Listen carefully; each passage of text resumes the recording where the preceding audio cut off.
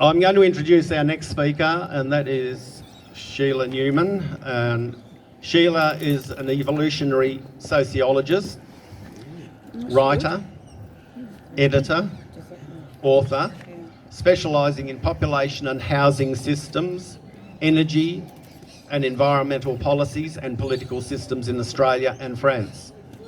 She is concerned about the lack of community representation in today's decision making and how this is affecting our well-being and the natural world. And as I say, SHEILA is very, very well known and very highly regarded in Frankston. Please welcome SHEILA.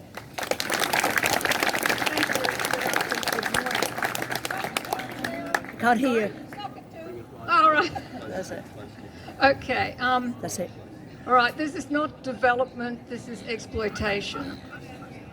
There are many ways I can talk about the environmental cost of the proposed towers, such as how children raised in high-rises tend to grow up short-sighted, fatter and socially alienated, how most of our trees, native birds and animals will disappear in a landscape filled with such towers, and how high-rises in Frankston near the foreshore may be standing uninsured in the sea at high tides in less than 30 years.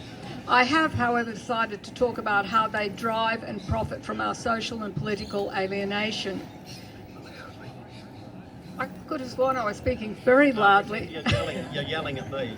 Okay. All right. You're yelling at me. What will towering concrete canyons actually bring to Frankston in exchange for the beautiful and rare natural environment that makes Frankston unique, with creeks, bushland, native birds and animals, and free access to the beach and hinterland? Nothing positive, but plenty of negatives, namely social That's inequality. better. Yes, better. Yeah, better. Namely social inequality and a degraded environment.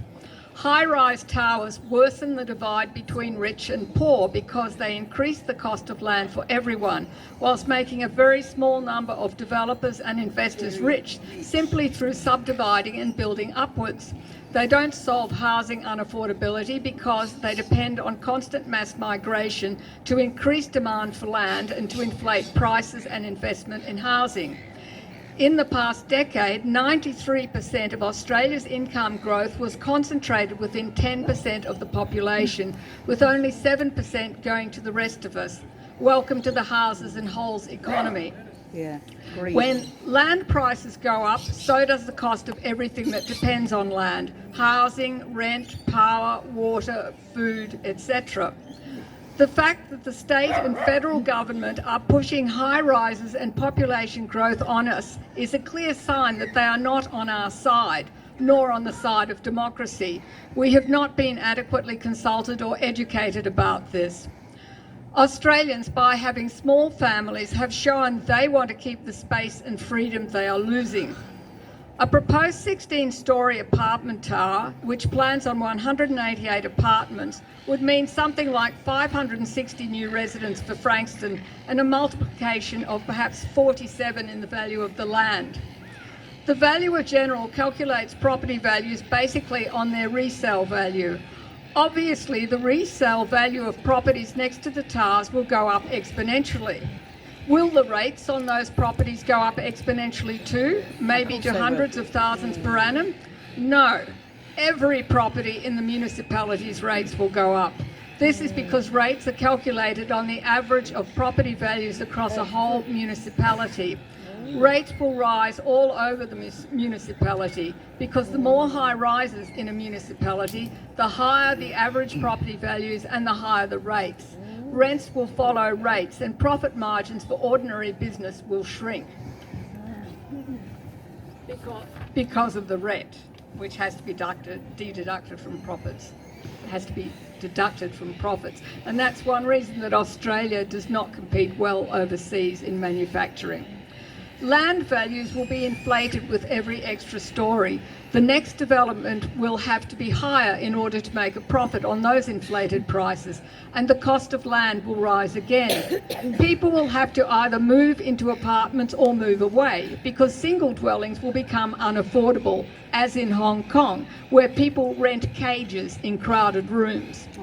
The state government, which is addicted to stamp duty at 5.5% for properties valued at more than 950,000, and the property developers and their friends in council think high-rises are great, but they aren't great for you and me. That's why we have not been properly informed, consulted or empowered.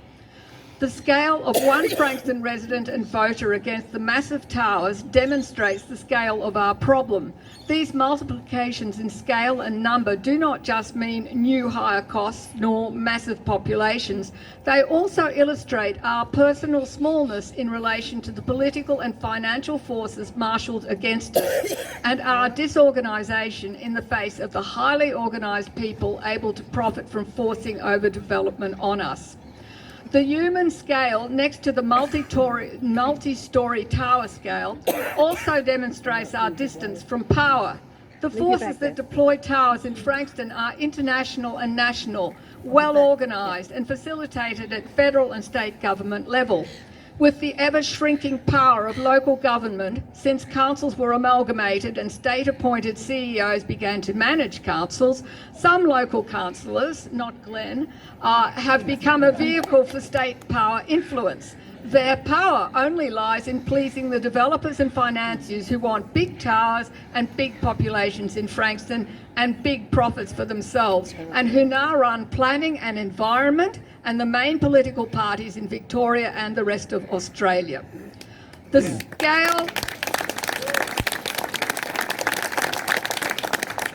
scale of this problem, the need for us to all communicate and act together, but our disorganisation through infilling, commuting, debt and suburban, interstate and international migration and propaganda is also exemplified by the scale of these proposed buildings.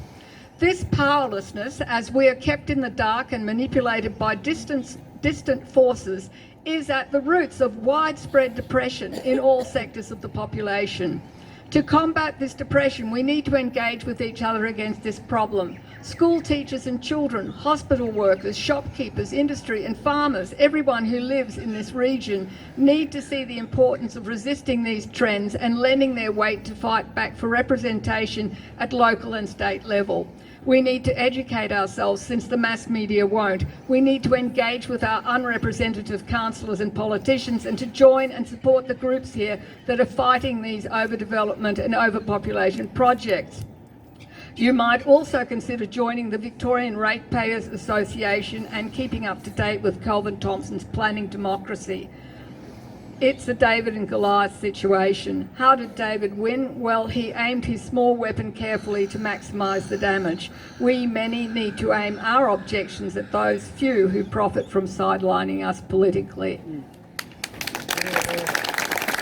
Jenny, what organisations are represented here today? There's Port Phillip Cons Council and... Port Phillip Conservation Council, Long Island Residents Association, Frankston Beach Association, Mornington Environment Association, Cannonook Creek Association. Oh, good. They're all listed on the bottom of one of the flyers that you've probably already been given. So, and Citizens of Frankston, actually, yes. Thank you, Glenn, for reminding me about all of you. Yeah.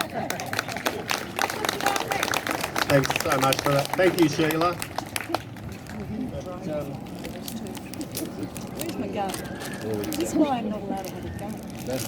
Thanks very much, Sheila. Greatly appreciated. Incredible. Just incredible. I'd like to say one thing too, is that I have heard a few comments saying, oh look, this is just a number of people in Gould Street who are complaining about their own area. I'm going to address... And I'm going to address this head on, because I like to address issues head on. That is utter rubbish. It is utter rubbish. Anyone who says that is very uneducated, and they haven't got their head on their shoulders correctly, because the design and outcome of Frankston Town Centre is relevant to all of us in this city. Of course it is. We all have ownership in the broader landscape. It's not just what happens right near us.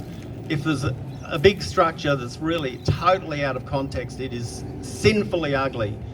like this, Like this? like this, Yeah. that's a matter of interest for all of our community, not just someone who may live nearby. So I'm going to make that very clear right here and now.